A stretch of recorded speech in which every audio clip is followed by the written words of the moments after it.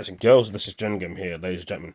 UK heatwave Wellington residents describe the moment his home caught fire. Kate Burton News, I think. Alfie Stock, if you were with us earlier, you'll have heard me quote his dad saying they've lost everything.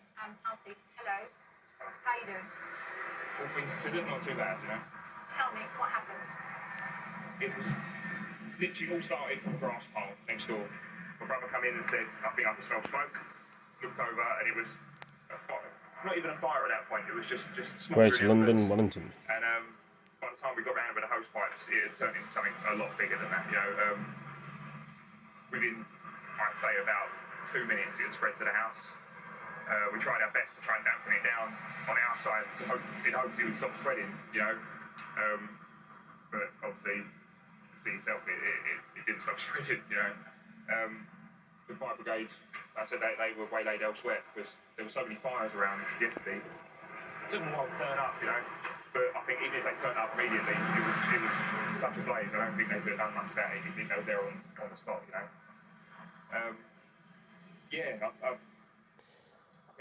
Saying 41 properties have been destroyed in London prior to yesterday's heatwave. I never thought I'd ever seen anything like this, you know. From something so small to within 10 minutes it being like a disaster, really. It's like a war zone scene. But everyone got out all right, which is the main thing. I don't think anyone's been injured. I think all the neighbours got out, all their pets got out fine. It's just stuff. It's just lost everything, you know. Only talk to me as much or as little as you want to. Obviously, I don't want to cause you any distress. No.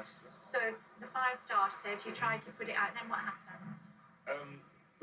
That's when we phoned the fire brigade and they turned up and they tried their best, but because they was using the water elsewhere, the water pressure was so low, it weren't touching it, wasn't even reaching the roof.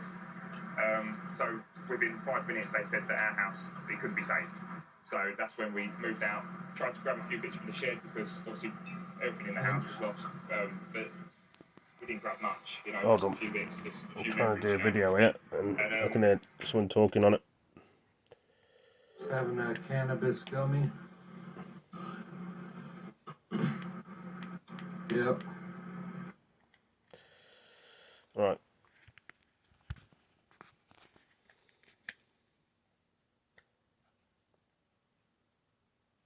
Two seconds.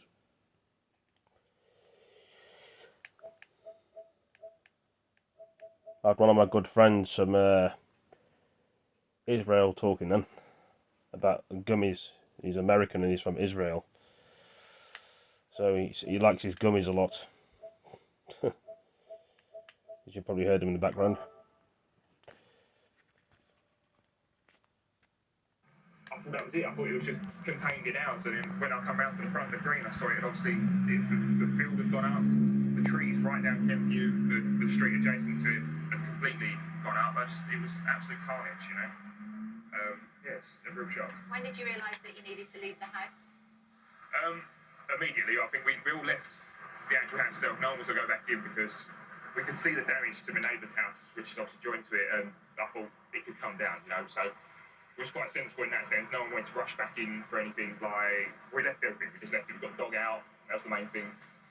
And then when we moved to the garden, we got quite a big yard at the end. We managed to get some stuff out of the sheds. We waited down there because we thought we'd be safe there. But then we saw the garden come down, the shed come down, and it started moving up that way. So we had to pop the fence into the fire station, which is just behind. We waited there, and then that set on fire. So we had to move from there again. It was just constantly outrunning it all day. And just to clarify, when you were saying how it started, it was just a pile of cutting? Yeah, you know how like compost heats up in it. Yeah. Like we had it before. And in your garden? In the next door neighbour's garden. Yeah. He's in hospital at the moment, so no one was in. Has he lost his home? Oh yeah, it's totally gone, but thank God no one was in there, you know. I mean, we had it about 10 years ago, that like a grass pile went up and a tree burnt, and that was it. Fire came round, it was fine, but I'd never even dreamed it could turn into something like this, you know. And what about your neighbours? How did you start to alert them about what was going on? I think so I think quite a few people were out in their gardens because of the heat, obviously.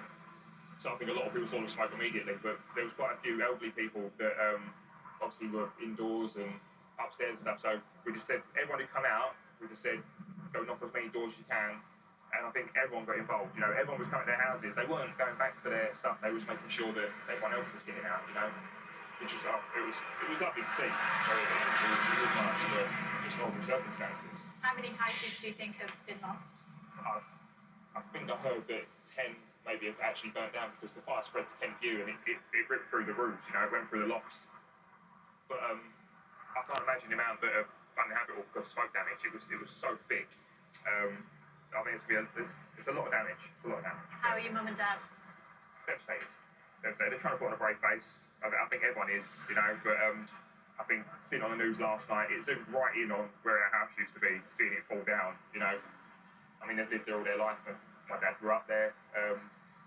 It's a big loss, but I think they just keep reminding themselves that everyone got out safe.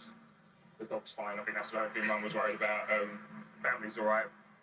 So that's all we can ask for at the And end of where the day. did you go? What happened? We went to Chapel Sports Centre, which is Harris Academy now, sorry. And first of all, there was no one in there. We thought, we'll just get a bit of shelter. But then so many people started coming round from all different areas, dropping bags of stuff off. There was food, water, clothes.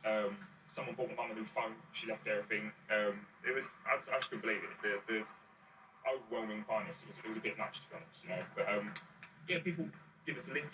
People drove us miles, like picking our stuff up and that. Just like out of the kindness of their own heart. I couldn't believe it. Really couldn't believe it. And what now? Your guess as good as mine. I was hoping we could maybe get down closer, but the road shut off. It's just as close as we can get today.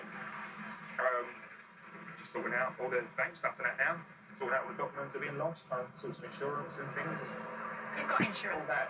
Yeah, there was accident. So What is your Oh, memory? blimey. there are some things that are irreplaceable, but mostly is. You know, mostly it's replaceable. Well, guys and girls, ladies and gentlemen, must have been scary for them and the people that are around there. Anyway, thank you for joining me in the video, and I'll see you next one. Take it easy.